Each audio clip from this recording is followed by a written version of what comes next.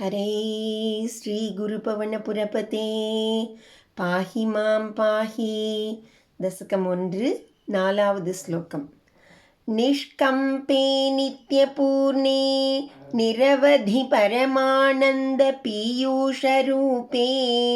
निर्लीनानेकमुक्तावलि सुभगतमे निर्मलब्रह्मसिन्धौ कल्लोलोल्लासतुल्यं खलु विमलतरं सत्त्वमाहुस्तदात्मा कस्मान्नो निष्कलस्त्वं सकल इति वचस्त्वत्कलास्वेव भूमन् निष्कम्पे नित्यपूर्णे निरवधि परम आनंद पीयूष रूपे निर्लीन अनेक मुक्त आवलि सुभगतमे निर्मल ब्रह्म सिन्धौ कल्लोल उल्लास तुल्यं खलु विमलतरं सत्वम् आहुः तत् आत्मा कस्मात् न निष्कलः त्वं सकल इति वचः त्वत् कलासु एव भूमन् भूमन् इறைவா நிஷ்கம்பே அசைவற்றதும் நித்தியபூர்ணே எப்போதும் நிறைவாக இருப்பதும் நிரவதி எல்லையற்ற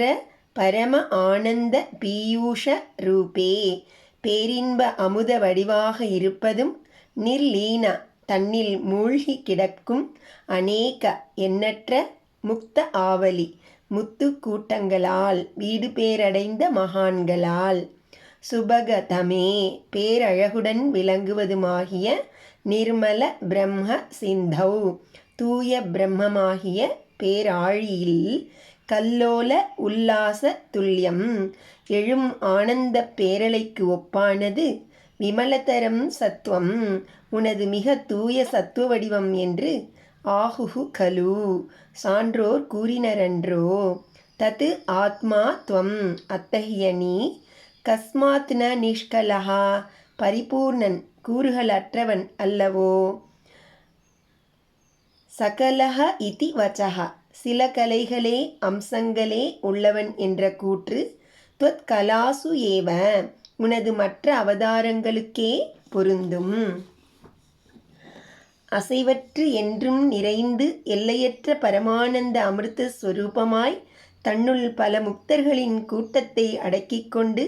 அழகு மிகுந்து நிர்மலமாக விளங்கும் பரபிரம்மமாகிய சமுத்திரத்தில் சுத்த சத்துவ வடிவான தேவரீருடைய அர்ச்சாமூர்த்தி பாய்ந்து விளையாடும் அலையைப் போன்றது என்று ஞானிகள் கூறுகிறார்கள். ஆகையால் பரிபூர்ண ஸ்வரூபியே நீர் நிஷ்கல நிர்குண பிரம்மமாக இல்லாமல் போய்விடவில்லை. சகலம் சகுணம் என்பது உம்முடைய சமுத்திரத்தின் அலை போன்ற அம்சாவதாரத்திற்கே பொருந்தும்.